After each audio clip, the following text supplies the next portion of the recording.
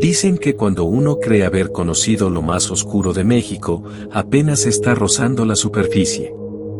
Porque debajo de la violencia que se ve y de las historias que todos repiten, existen casos todavía más turbios, nombres que casi nadie recuerda, tragedias que quedaron hundidas en expedientes polvorientos, como si el país intentara esconderlas.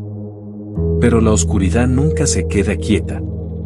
Y hoy vamos a seguir caminando entre esas sombras que pocos se atreven a mencionar. Si creías que la primera parte fue brutal, esta segunda te va a perseguir cuando apagues la luz.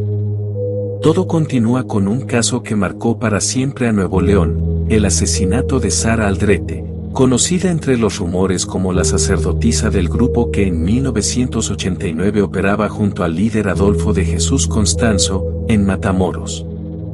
Aunque Constanzo era el protagonista, hubo un episodio poco contado, la desaparición de Mark Keough, un estudiante estadounidense que fue raptado el 14 de marzo de 1989 y llevado a un rancho donde el grupo realizaba rituales.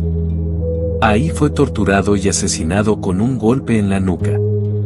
Lo impactante no fue solo el crimen, fue el frío orden con el que actuaron, como si estuvieran convencidos de que lo que hacían estaba permitido por algo más oscuro que ellos. El caso expuso una mezcla de crimen organizado, fanatismo y violencia ritual, que dejó a México petrificado. Aún hoy muchos habitantes de Matamoros aseguran que las noches no son las mismas desde entonces, que algo quedó impregnado en esa tierra.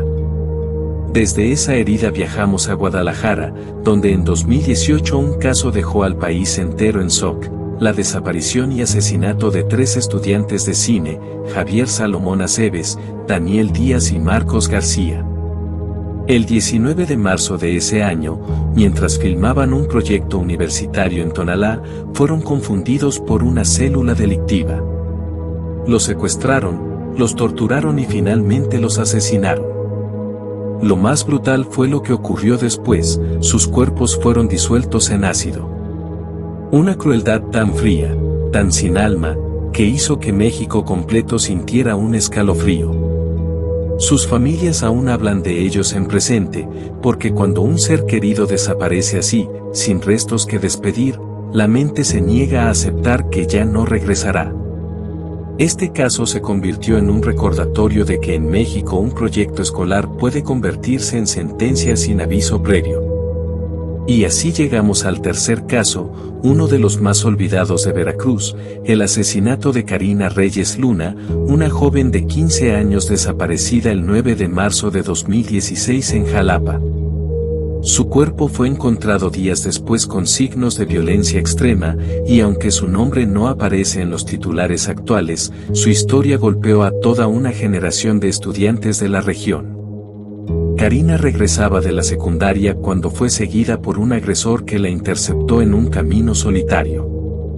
La investigación reveló negligencias policiales, retrasos en la activación del protocolo y contradicciones que parecían hechas para que el responsable se esfumara. Hoy, muchos vecinos todavía dejan flores en el sitio donde fue encontrada, diciendo que el silencio de esa calle todavía se siente distinto. Como si la ausencia de Karina se hubiera quedado viviendo ahí. Pero si hablamos de ausencias, hay un caso que redefinió el horror en los últimos años, el caso del Bar Eaven en la Ciudad de México. El 26 de mayo de 2013, 12 jóvenes, hombres y mujeres, fueron secuestrados a plena luz del día en el Bar Eaven de la Zona Rosa.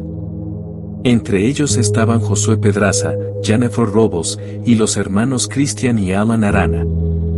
Testigos recuerdan que fueron obligados a subir a camionetas mientras toda la calle observaba sin entender. Días más tarde comenzaron a circular rumores, pero la verdad fue peor de lo imaginado. Los 12 fueron asesinados y enterrados en una fosa clandestina en Tlalmanalco. Lo que más estremeció fue la rapidez del secuestro y la frialdad con la que desaparecieron a 12 personas como si fueran sombras. Sus familias pasaron semanas caminando por morgues, hospitales, ministerios, buscando a quienes el país ya había decidido enterrar en silencio. De esos crímenes silenciosos pasamos a un caso brutalmente sonado pero extraño en sus detalles, la desaparición y asesinato de Paulette Guevara Fara, en 2010, en Interlomas, Estado de México. Paulette, una niña de 4 años con discapacidad motriz, fue reportada desaparecida el 22 de marzo. Durante 9 días, el departamento estuvo lleno de policías, cámaras, reporteros y peritos.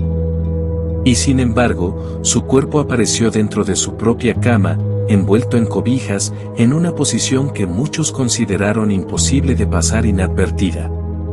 La muerte oficial se dictaminó como un accidente, pero hasta hoy miles de mexicanos dudan de esa versión. La contradicción entre lo visible y lo inexplicable generó un ambiente de misterio, como si detrás del caso hubiera una historia que nunca nos contaron. Y aunque este caso no es paranormal, sí es una de las situaciones más extrañas registrados en México, donde la verdad parece esconderse entre sombras que nadie ha querido iluminar. El sexto caso nos lleva a un horror distinto, el de Felipe de Jesús Molina, conocido como el asesino de la maleta. El 29 de junio de 2007, en la colonia Guerrero de CDMX, se encontró una maleta azul abandonada en una banqueta. Dentro estaba el cuerpo de María Esther, una joven de 25 años que llevaba varios días desaparecida. La investigación reveló que Felipe, su pareja, la había asesinado dentro de un hotel. Después, con una tranquilidad escalofriante, acomodó el cuerpo dentro de la maleta, salió caminando y la dejó a plena luz del día. Este caso se convirtió en uno de los ejemplos más perturbadores de la violencia íntima en México y de la frialdad con la que algunos asesinos se deshacen de aquello que un día dijeron amar. Y aunque aquí hemos hablado de crímenes reales, esta parte también debe tener un caso donde lo inexplicable se cuela entre lo humano, el caso de la niña del Panteón Dolores, registrado desde los años 90 en el enorme camposanto de la Ciudad de México. No es una historia colectiva, es un caso con protagonista concreto. En 1993, el velador nocturno Rogelio Suárez aseguró haber visto a una niña vestida con un vestido antiguo jugando entre las tumbas. Al acercarse para preguntar qué hacía sola, ella corrió y desapareció detrás de un mausoleo. Cuando Rogelio alcanzó el lugar, no había nadie, pero si encontró una fotografía antigua en la tumba más cercana, era la misma niña. Con el tiempo, otros trabajadores dijeron haberla visto también. Aunque no es un crimen, es un caso documentado por testimonios reales, y uno de los fenómenos más mencionados por los cuidadores del panteón. Porque incluso en un país donde el horror humano es cotidiano, hay cosas que trascienden lo terrenal.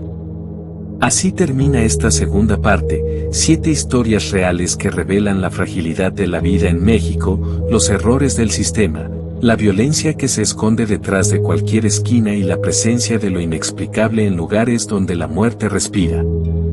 Pero no te equivoques, esto apenas sigue comenzando. Porque el lado oscuro de México no se agota.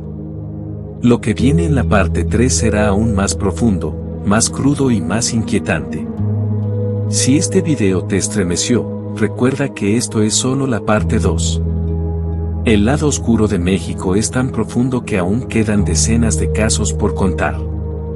Suscríbete al Séptimo Misterio, activa la campana y comparte este video para que más personas conozcan estas historias reales.